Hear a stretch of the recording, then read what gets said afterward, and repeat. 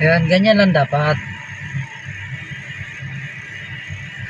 Magkalaban sa apps, magkalaban sa biyahe, pero magkaibigan pagdating sa kalsada, di ba? Kaya saludo ako sa inyong dalawa mga tropa. Isa kayong tunay na manlalakbay. Magkaiba kayo ng hinahawakang application, pero magkaibigan kayo pagdating sa kalsada. Hanga ako sa inyo.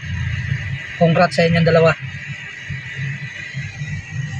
Ayun, may nakabuntot sa atin sa likod, oh. Siyempre dito tayo sa ilalim ng puno. Yan. Saan yung area to?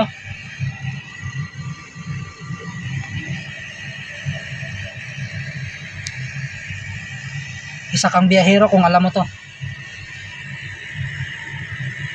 Comment mo lang sa baba para malaman natin kung biyahero ka o hindi.